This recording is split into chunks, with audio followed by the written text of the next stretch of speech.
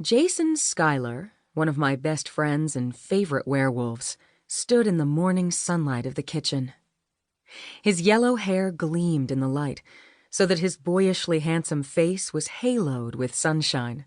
But as I looked into the pure, soft blue of his eyes, I knew that devil's horns were more his style than halos, and pure was only a way to describe his eyes, not him. He'd been a precocious teenager, and his day job was still assistant manager and exotic dancer at Guilty Pleasures. The body that showed around his tank top and jogging shorts proved that he stayed in shape for his job.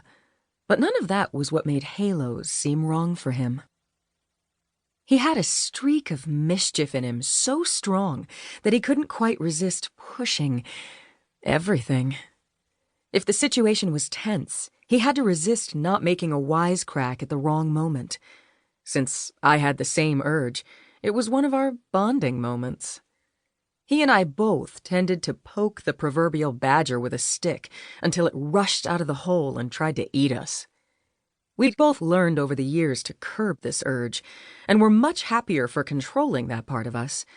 But Jason still had that edge of deviltry to the smile on his face, and the shine in those spring sky eyes.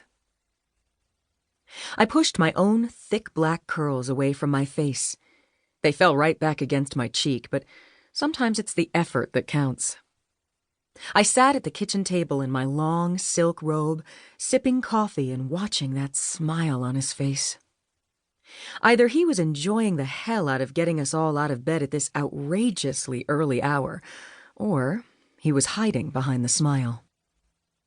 Most of us have our blank face, a version of the cop face, and Jason hid behind a grin usually.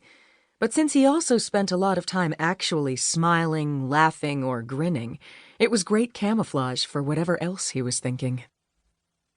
I tucked my robe a little closer across my chest, not because Jason hadn't seen me nude in the past, but because he'd asked for a conversation as his friend, not a friends with benefits booty call, so flashing breasts seemed inappropriate.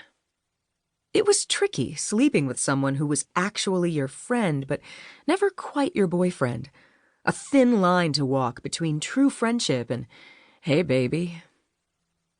We all work nights, Jason. What was so important that you got us up this early? His grin widened, and he stepped forward enough that I could see his straight blonde hair without the sunshine special effects. He'd cut his hair again, almost businessman short. He was one of the few men I knew who really did look better in shorter hair.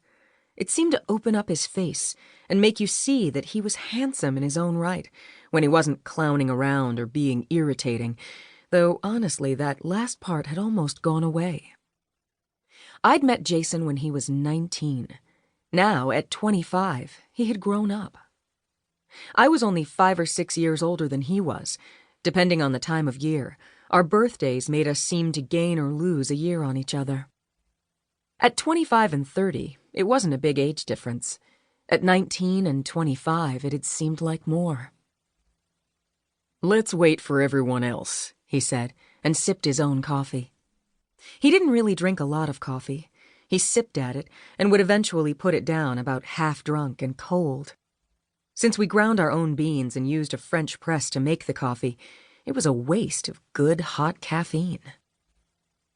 I huddled around my third cup of it, determined to make up for Jason's lack of enthusiasm.